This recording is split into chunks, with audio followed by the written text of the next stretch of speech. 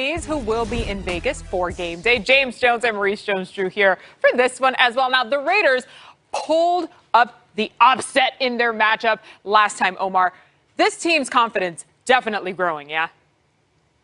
Hey, MJ, that confidence is exactly something I asked Jon Gruden about yesterday, and he told me that he does get a sense that every single week, win by win by win, that team is growing with confidence. He credited leaders in the locker room like Derek Carr and Rodney Hudson for steering this team in the right direction in that department. But we know in the NFL, nothing fosters a confident environment more than winning does. The Raiders have won 4 out of 5, and you mentioned it, MJ. That really got kick-started by this Week 5 win in Kansas City. And I don't know if you've heard, but after the game, the Raiders buses did a victory lap around the stadium. When Andy Reid heard about that, he said, that's not our style, but they earned it. They won the game.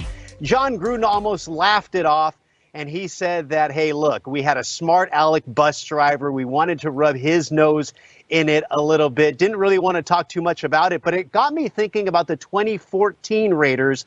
MJD, James Jones, you were a part of that team. You were winless when you were going to face the Kansas City Chiefs in primetime on Thursday Night Football.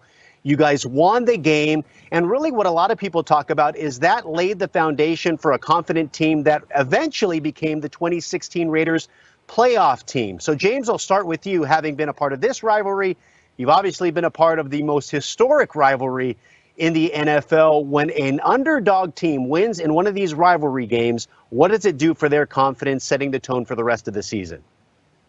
Well, I mean, you get confidence from watching film, and it doesn't matter. I know a lot of people say underdog and upsets and all that, but when we go back and we watch film and we see what the Kansas City Chiefs are doing on film, no matter what your record is, and you're watching what they're doing on film, you get confidence from that.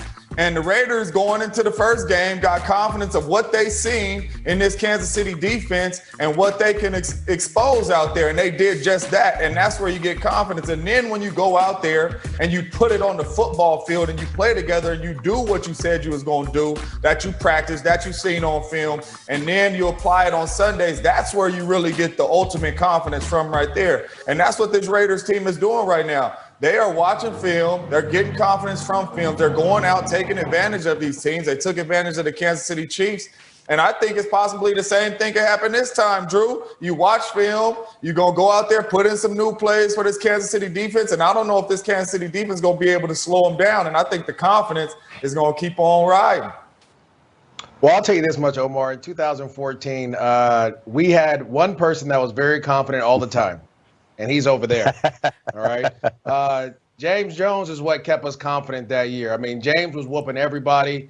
That was kind of the downer in my career. But we practiced hard. And like James said, we knew that we were a good team. We were putting good tape together. And I didn't really understand the rivalry until I got to Oakland, how much it meant to the Raiders to go out there and win. So I'll say this about the game. And please go back to the 3-box so I can my analogy works well. The Chiefs, the Raiders stopped what the Chiefs like to do, which is what my guy over here is doing, Omar Ruiz, that backyard football. You know what I'm saying? You don't want Patrick Mahomes to run around and do all those different things. You don't want him to do those things. They did a great job of keeping him in the pocket and forcing him to throw from the pocket. And so it's crazy to say that, but they did a great job of adding pressure, not allowing him to run all around. And so you just hope that the Las Vegas Raiders can do that again. Now, I'll say this much. You know, I sold all my property and stake and all the teams I played for, that I moved to Kansas City. I just believe in Patrick Mahomes and the Chiefs, and I believe in Eric Bieniemy.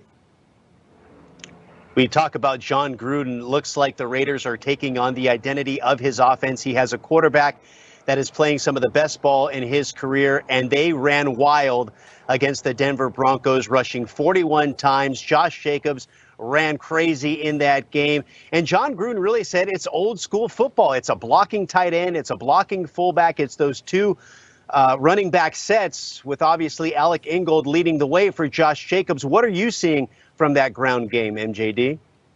I think that's what we've always wanted to do. Greg Olsen, the offensive coordinator, was there when myself and James was there, and they wanted to be physical. You add Tom Cable, a physical offensive line coach, and you saw the way they drafted. They drafted bigger guys. They've drafted to be that physical team. You find Darren Waller on the practice squad of the Baltimore Ravens. You bring him in, he becomes an immediate weapon. And then you add the speed outside.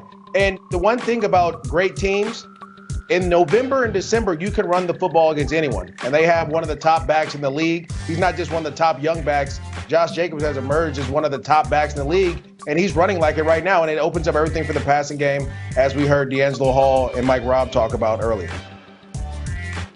You know, guys, Tuesday is coming to an end, which means that they're going to ask us to start picking games for Week 11. I cannot pick this one just yet, but I'm still stuck on that victory lap around Arrowhead, almost as hard as a flex as Omar doing live television in front of his neighbors. All right, here's what we have coming up this week on NFL Total Access. Wednesday, Kurt Warner breaks down Kyler Murray versus Russell Wilson. Thursday, Cardinals Seahawks post-game analysis and interviews. And Friday, Travis Kelce joins us, plus game picks, upset alerts, and Cynthia Freeland's game and player projections. You do not want to miss it. That is later in the week. She is after the break. She is fantasy virtuoso Kimmy Checks.